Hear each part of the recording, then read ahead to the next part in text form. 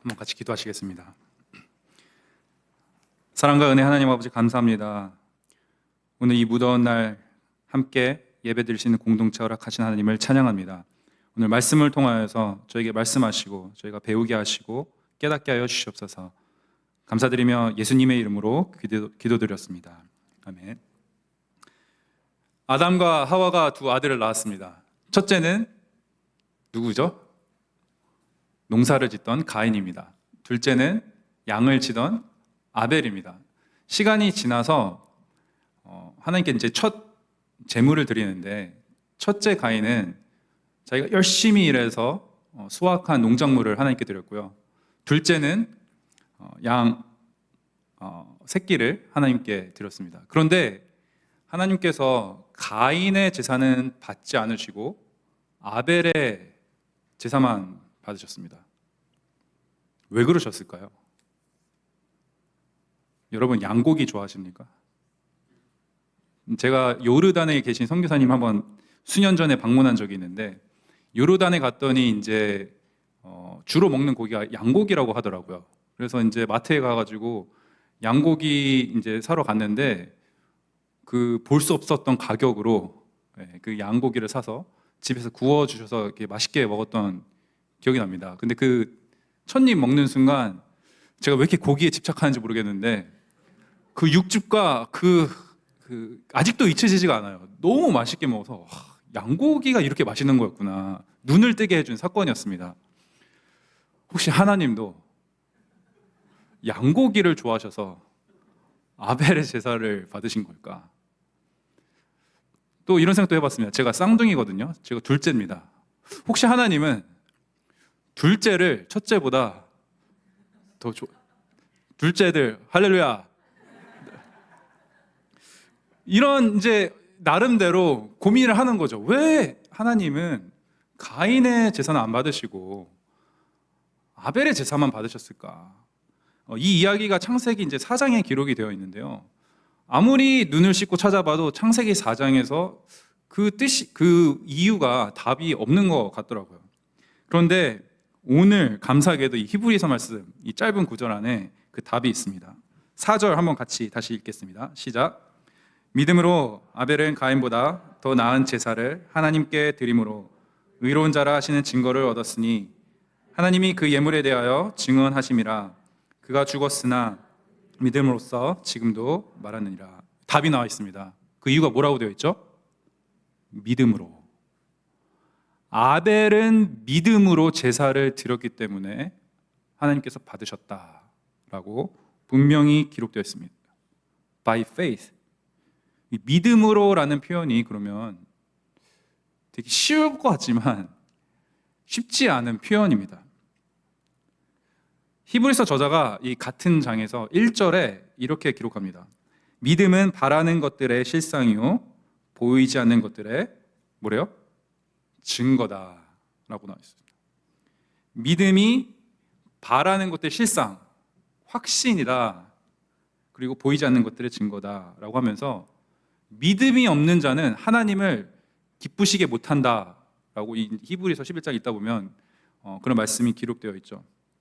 도대체 믿음으로 드린다, 믿음으로 산다라는 것이 무엇일까요? 근데 이 믿음으로라는 표현을 이제 이해를 하려면 실제 이 가인과 아벨의 사건이 기록되어 있는 창세기 4장을 자세히 읽어봐야 이 믿음으로 드린 아벨의 제사가 무슨 의미인지를 좀 알 수 있는 것 같습니다. 그래서 혹시 성경이 있으신 분들은 창세기 4장을 이렇게 열어두시고 말씀을 들으시면 좋을 것 같습니다. 믿음으로의 의미 세 가지를 여러분과 나누려고 하는데요. 첫 번째 한번 따라해 보실까요? 선과 악을 분별함으로. 네. 믿음으로라는 말은 시선에 관한 문제입니다. 믿음의 문제는 과연 우리가 하나님의 시각으로 상황을 바라보고 해석할 수 있는가에 대한 문제입니다. 창세기 4장 5절에 이렇게 되어 있어요. 가인과 그의 재물은 받지 아니하신지라 가인이 몹시 분하여 안색이 어떻게 됐어요? 변했다. 가인이 하나님께서 재물을 안 받으시니까 화가 났어요. 그죠? 그리고 얼굴 표정이 변했어요. 가인은 하나님이 왜 나의 제물을 받지 않으셨는지 이해되지 않았습니다. 자기가 열심히 일했잖아요. 그래서 소중히 수확한 이 농작물을 드렸으면 하나님께서 당연히 받으실 거라고, 아니 받으셔야 한다고 생각했던 것 같아요. 제물을 받고 안 받고는 누구의 결정이죠? 누구의 몫입니까? 하나님의 몫입니다. 그럼에도 불구하고 가인은 하나님이 자신이 드린 것을 받지 않으시니까 화가 났습니다. 하나님, 왜 내 동생 것만 받으십니까? 저 1년 동안 열심히 일했잖아요. 제가 얼마나 소중하게 이거를 수확해서 드렸는데 어떻게 하나님 안 받으십니까? 가인의 마음이 아팠습니다. 하나님이 원망스럽습니다. 하나님이 이해되지 않았습니다. 그리고 동생 아벨의 제사만 받은 그 하나님이 불공평하다라고 느꼈습니다. 우리도 가끔 때론 종종 이런 경험 하지 않습니까? 열심히 하나님을 믿으려고 노력했고 또 교회에서 가르치는 대로 말씀 읽으려고 묵상하려고 노력했고 기도 생활 열심히 하려고 주일 성수하려고 나름 열심히 하고 있는데 내가 기도하는 것들, 우리 가족의 상황, 일의 상황 이런 것들이 풀리지 않을 때 있지 않습니까? 여러분, 하나님이 원망스러울 때 불공평하다고 느낄 때가 있으시죠? 제가 미국으로 이민 가기 전에 친했던 친구가 있습니다. 제가 고등학교 때 미국으로 이민 갔기 때문에 그리고서 이제 연락을 계속하면서 살았습니다. 그런데 이제 대학생이 되고 이 친구가 고시 공부를 시작을 했어요. 근데 이제 고시 공부를 시작할 때 혼자 하지 않고 이제 학교 친구 2명이랑 같이 이제 3명이서 고시 공부를 했다고 합니다. 이제 아침부터 밤까지 모든 것을 시험 보는 날까지 같이 했다고 합니다. 그래서 아침에 일어나서 만나서 아침 먹으러 가고 점심에 컵밥도 먹고 그 다음에 좀 쉬었다가 저녁에 이제 같이 또 밥 먹고 모든 것을 같이 했다고요. 이제 가을 시즌이 됐어요. 이제 이 야구의 계절이 오니까 너무너무 보고 싶은데 나만 보면 나만 떨어지고 얘네 붙을까봐 꼬셔가지고 또 다 같이 봤답니다. 그런데 이 셋의 운명이 시험날 갈라졌어요. 합격자와 불합격자로 2명은 떨어지고 1명만 붙었다고 했습니다. 제 친구가 붙었을까요? 떨어졌을까요? 네, 떨어졌으니까 제가 얘기를 하겠죠. 공교롭게도 제 친구와 떨어진 다른 1명의 친구는 주의 성수를 하는 하나님을 열심히 믿으려 노력하는 청년들이었고 그 붙은 1명은 하나님을 믿지 않고 교회도 가본 적이 없는 친구였다고 해요. 그래서 그 시험 결과가 나온 날 친구는 가족들과 스테이크를 썰러 갔다고 합니다. 자기가 친구는 돈가스 2,500원짜리를 썰었다고 합니다. 겉으로는 축하를 해줬다고 해요. 그런데 하나님이 원망스러웠다고 합니다. 상실감도 생기고요. 수치스러웠다고 합니다. 신앙에 금이 가기 시작했습니다. 하나님, 왜? 어떻게 제 친구는 당신을 모르는데 붙여주시고 저랑 제 친구는 떨어집니까? 우리가 신앙생활을 하면서 자주 부딪히게 되는 문제가 바로 하나님의 방법이 이해되지 않을 때입니다. 믿음으로 최선을 다해서 살려고 하지만 해결되지 않을 때가 너무나 많습니다. 결과가 생각했던 것처럼 안 나올 때가 우리가 어려운 시간을 지나가는 그때이죠. 여러분이 만약에 가인의 상황이 있었다면 어떻게 하시겠습니까? 가인이 분노하고 얼굴색이 변했어요. 그 가인에게 하나님께서 창세기 4장 6절 7절에 이렇게 말씀하십니다. 여호와께서 가인에게 이르시되 내가 분하여 함은 어찌 됨이며 안색이 변함은 어찌 됨이냐 내가 선을 행하면 어찌 낯을 들지 못하겠느냐 선을 행하지 아니하면 죄가 문에 엎드려 있느니라 죄가 너를 원하나 너는 죄를 다스릴지니라. 하나님께서 가인에게 이렇게 말씀하세요. 가인아, 너 왜 화나느니? 너 얼굴색이 왜 변했니? 너가 선을 행하였더라면 어째서 얼굴을 들지 못하느냐 이렇게 말씀하십니다. 여기서 무슨 표현이 중요할까요? 내가 선을 행하면, 이 표현이 아주 중요한 표현입니다. 가인이 선을 행했다면 화가 나지 않을 수 있었고 얼굴을 들 수 있었을 것이다 라고 말씀하는 거예요. 다시 말해서 가인이 선을 행하지 못했다라는 것입니다. 아니, 열심히 일했잖아요. 수확물을 드렸잖아요. 하나님이 너무 혹독하게 지금 가인에게 대하시는 거 아닌가요? 저는 이 부분이 항상 마음에 걸렸습니다. 심지어 제가 둘째임에도 불구하고 이 말씀이 너무 혹독하다라고 생각을 했습니다. 무엇으로 가인이 선을 행하지 못했다고 하셨을까? 한 가지 알 수 있는 것은 하나님께서는 가인이 바쳤던 농작물을 보신 것이 아니라 무엇을 봤을까요?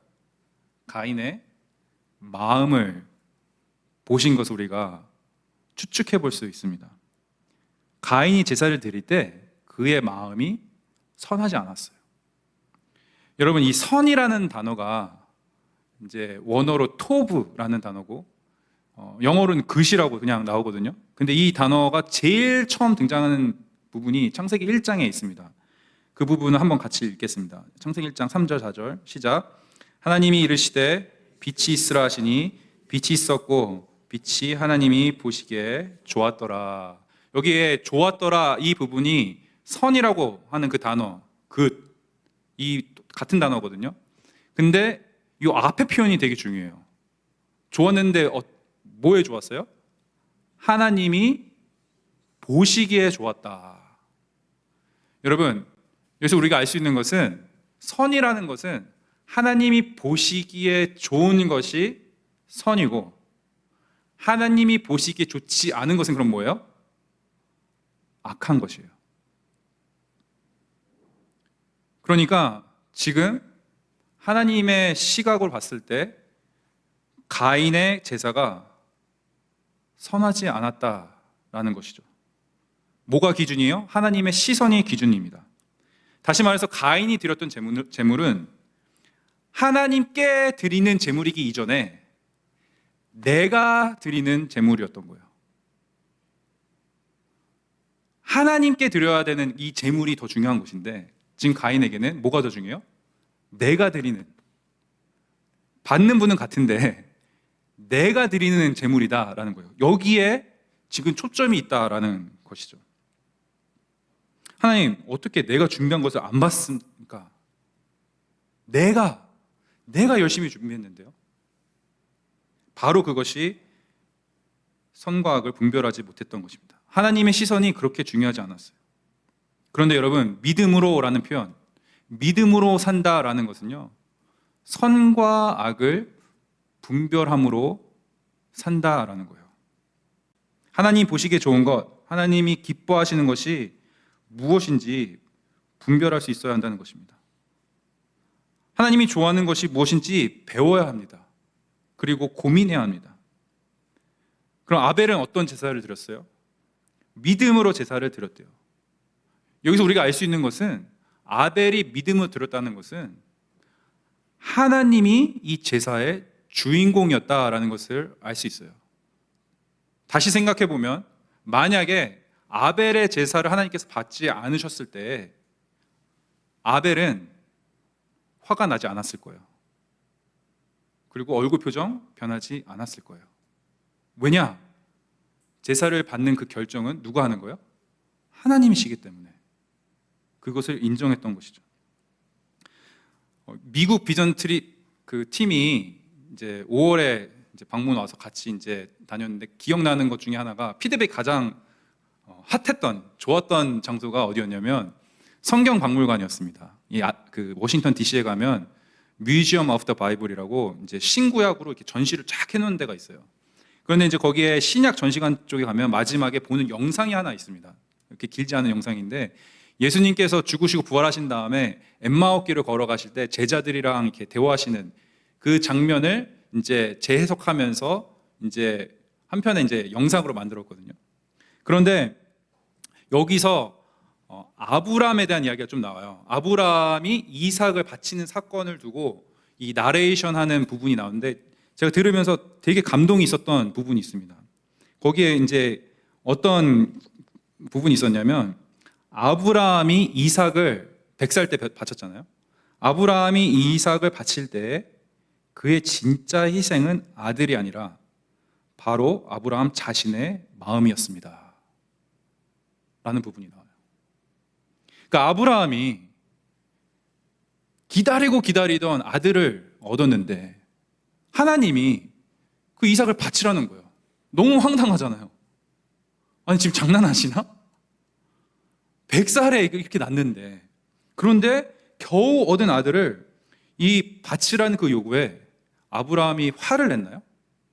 제가 말씀을 준비하면서 자세히 다시 한번 찾아봤거든요. 아브라함은요, 이 말도 안 되는 하나님의 요구에 화냈다라는 표현 한 번도 없고요. 그리고 얼굴색이 변했다라는 표현이 한 번도 없었습니다. 아브라함은 하나님을 의심하지 않았습니다. 왜냐하면 그가 믿는 하나님은 생명의 주관자 되신 창조주 하나님이셨기 때문입니다. 만약에 내가 지금 내 아들 이삭을 바치면, 그리고 그가 죽는다면 생명의 주관자 되신 하나님께서 내 아들을 다시 살려서라도 내 옆에 두게 하실 것이다. 생명의 주관자 되신 하나님을 믿는 그 부활의 믿음이 아브라함에게 있었습니다. 그래서 그는 순종할 수 있었습니다. 히브리서 11장 3절에 이렇게 기록되어 있습니다. 믿음으로 모든 세계가 하나님의 말씀으로 지어진 줄을 우리가 아나니 보이는 것은 나타난 것으로 말미암아 된 것이 아니니라. 보이지 않는 바로 그 믿음이 없는 사람은요, 하나님의 권위를 인정할 수 없습니다.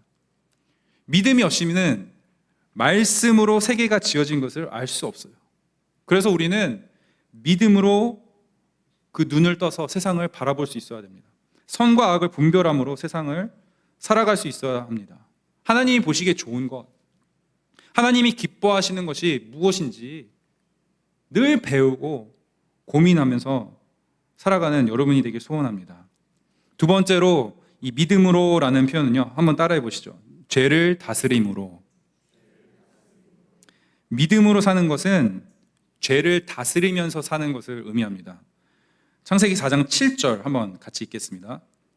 내가 선을 행하면 어찌 낯을 들지 못하겠느냐?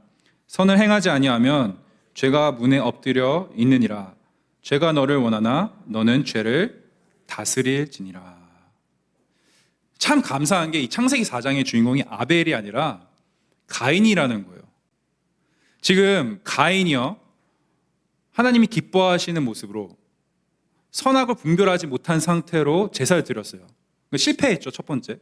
그럼 지금 하나님께서 무엇을 하시냐면 다시 기회를 주시는 거예요. 그런데 그 기회를 주시면서 이렇게 말씀하시는 거예요. 가인아, 지금 죄가 너를 원한다. 그런데 너는 죄를 다스리라.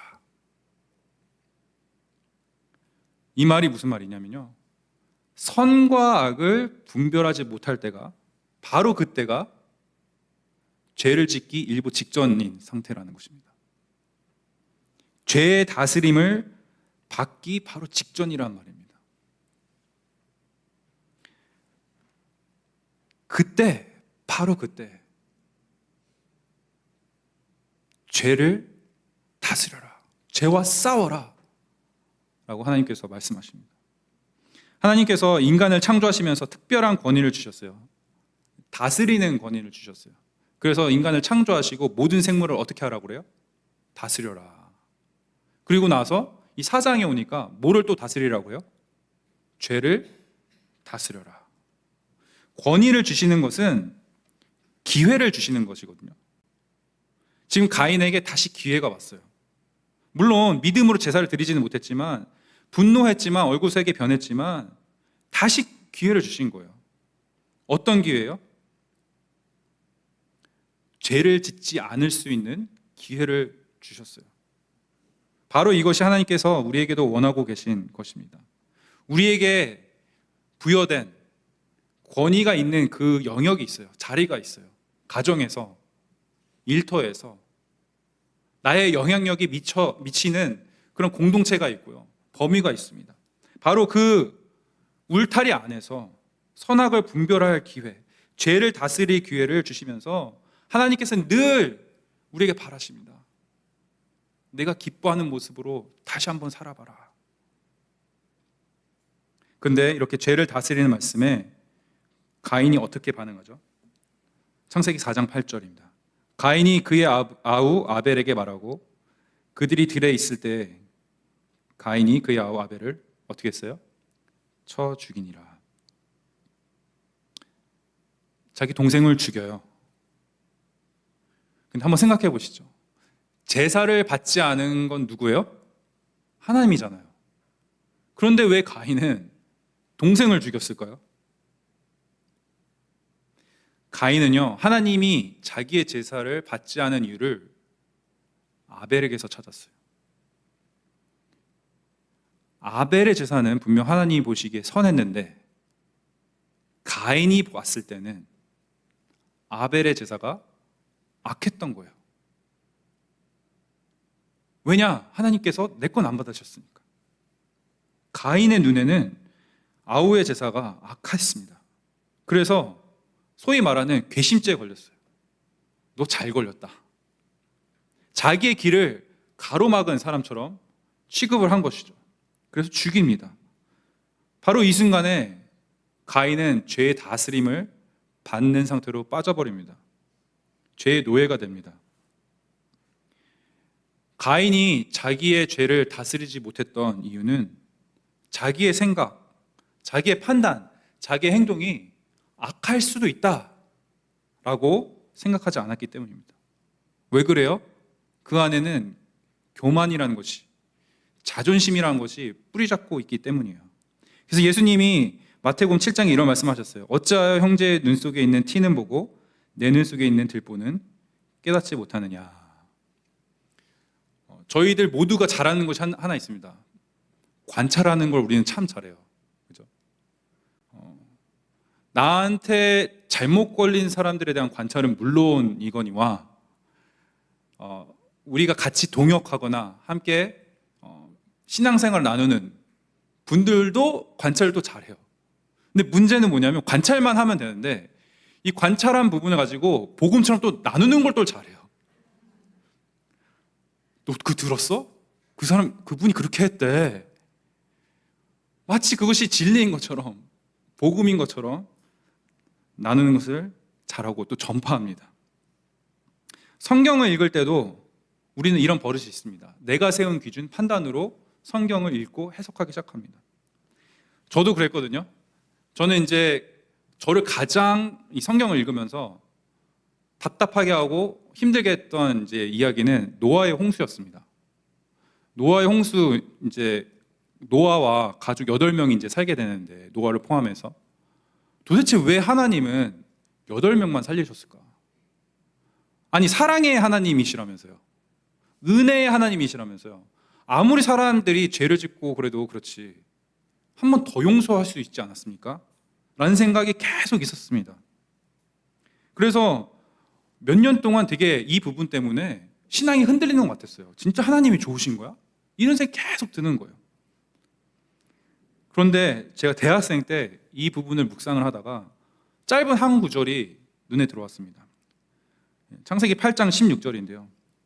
너는 내 아내와 내 아들들과 내 며느리들과 함께 방주에서 나오고, 이 한 절에 있는데 그 다음 절로 못 넘어갔습니다. 그때 이런 생각이 들더라고요. 만약에 내가 이 상황에서 노아였다면 우리 가족을 살려주신 하나님을 그때도 따질 것인가? 이 생각을 하지 않을 수 없었어요. 그때 깨닫게 되더라고요. 나는 하나님 방주 안에 들어와서 구원이라는 것을 은혜로 받고도 마치 방주 밖에서 죽은 사람들의 시선으로 하나님을 바라보고 있구나. 하나님의 은혜를 입은 사람임에도 불구하고 방주 밖에서 죄를 짓고 하나님 모르면서 떠내려간 그 사람들의 시선 하나님은 판단하고 있고 모든 해석을 그렇게 하고 있구나. 바로 그때부터 이 사건이 다시 해석되기 시작되고 하나님의 마음이 느껴지기 시작했습니다. 그 죄악된 그 세상을 보시고 노아를 포함해서 모든 사람을 다 쓸어버리셨어야 됐을 바로 그때 노아라도 그 가족이라도 살리셔서 다시 한번 하나님을 사랑하고 하나님과 함께 동행하는 그 공동체를 이루시려는 그 하나님의 마음이 느껴지기 시작했습니다. 우리는 가인이 아벨을 죽이는 모습을 보면서 내 스스로를 되돌아봐야 합니다. 죄가 나를 다스리고 있지 않은지 살펴보아야 합니다. 믿음으로 산다라는 것은요, 죄를 다스리는 자로 사는 것입니다. 내 안에 있는 두려움, 욕망, 의심이 들 때마다 그것에 집어 삼켜 버리는 것이 아니라 그 위에서 하나님이 주신 그 능력과 말씀으로 이것을 다스리는 연습을 하면서 사는 것이 믿음으로 사는 것입니다. 마지막으로 믿음으로라는 표현은요, 한번 따라해 보시죠. 은혜로. 믿음으로 산다라는 것은요, 은혜로 사는 것을 말합니다. 하나님께서 동생 아벨을 죽인 가인에게 이렇게 물으세요. 창세기 4장 9절입니다. 여호와께서 가인에게 이르시되 내 아우 아벨이 어디 있느냐? 그가 이르되 내가 알지 못하나이다. 내가 내 아우를 지키는 자니까. 여러분, 아담이 선악과를 따먹고 나서 이제 하나님의 낯을 피해서 나무 뒤에 숨거든요. 그때 하나님 아담을 부르세요. 내가 어디 있느냐? 그때 모습이랑 되게 비슷하죠. 내 아우 아벨이 어디 있느냐? 그때 이제 가인이 대답해요. 저 모릅니다. 제가 제 동생 지키는 사람입니까? 이렇게 대답을 해요. 근데 아담도 그랬어요. 아담도 죄를 짓고 나서 이제 벗은 것을 깨닫고 수치스러워서 숨은 그때 하나님께서 물으세요. 너의 벗음을 누가 알게 했느냐라고 이제 물으시거든요. 먹지 말라고 명한 그 열매를 너가 먹었느냐 이렇게 물어보세요. 그때 아담이 그 책임을 자기 아내 하와에게 돌립니다. 하나님이 주셔서 나와 함께 하신 여자, 그가 그 나무 열매를 내게 주어서 먹었습니다. 이렇게 대답해요. 하나님이 주신 그 근거를 이제 하나님께서 찾는 거예요. 하나님께서 주신 그 여자가 나한테 먹으라고 해서 제가 죄를 지었습니다. 여러분, 사람이 죄의 다스림을 받고 짓게 되면 그 책임을 회피하려고 합니다. 그래야 살 수 있다고, 그래야 나아질 거라고 생각을 해요. 그런데 믿음으로 산다라는 것은 죄를 지었을 때 그것을, 그 책임을 피하는 것이 아니라 그 책임을 인정하는 것입니다. 죄의 대가가 분명했어요. 아담은 평생 일해야 됐고요. 이제 하와는 임신의 고통이 따른다고 했습니다. 그리고 그들의 죄로 인해서 죄의 삭슨 사망이라는 결과를 낳았습니다. 가인에게도 그 죄의 대가가 있었어요. 창세기 4장 12절입니다. 내가 밭을 갈아도 땅이 다시는 그 효력을 내게 주지 아니할 것이요 너는 땅에서 피하며 유리하는 자가 되리라. 가인아, 너 이제부터 땅에서 쉬지 못할 거야. 그리고 늘 떠돌아다니게 될 거야. 하나님께서 말씀하셨어요. 가인은요, 이 이후에 평생을 떠돌아다니면서 두려움에 떨며 살 수 있었어요. 그래야 그렇게 끝날 수 있었어요. 그런데 가인이 바로 이때 하나님께 호소합니다. 하나님께서 주시는 이 짐이 나에게는 너무 무겁습니다. 제가 떠돌아다니다가 만나는 사람들이 저를 죽이려고 할 것입니다. 그랬더니 하나님께서 뭐라고 대답하시는지 아세요? 야, 그래도 싸 너는. 그거 네가 지은 죄의 대가야. 이렇게 반응하십니까? 아닙니다. 한 절 더 같이 읽어볼까요? 4장 15절 창세기. 여호와께서 그에게 이르시되 그렇지 아니하다. 가인을 죽이는 자는 벌을 7배나 받으리라 하시고 가인에게 표를 주사 그를 만나는 모든 사람에게서 죽임을 면하게 하시니라. 여호와 하나님께서 가인에게 아니야, 너의 죽임을 면하게 할 거야. 내가 너를 지킬 것이다 라고 약속하십니다.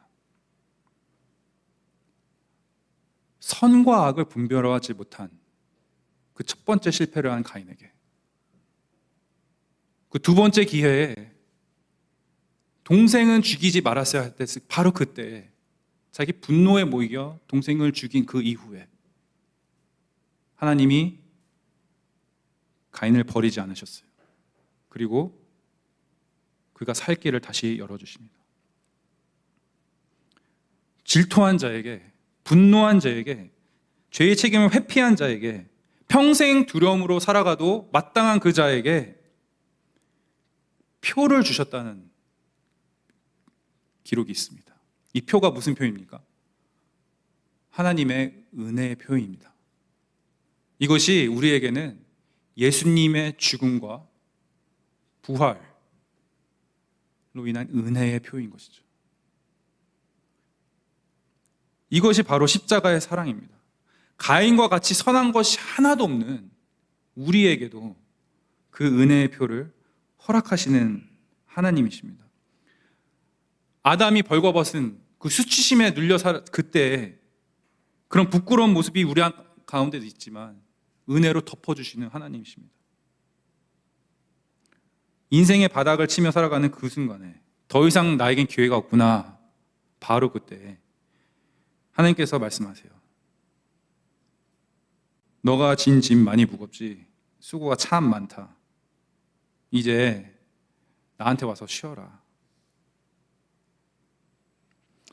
여러분, 예수님 안에서 쉬게 되면요, 예수님의 눈으로 세상을 바라볼 수 있는 힘과 여유가 생기게 됩니다. 왜 그런지 아세요? 예수님이 우리의 방주가 되어주시기 때문이에요. 비가 아무리 많이 와도 예수님이라는 방주 안에 들어가게 되면 다시 한번 그 밖을 바라보며 비가 그칠 날을 기다릴 수 있는 인내도 생기고요, 소망도 생깁니다.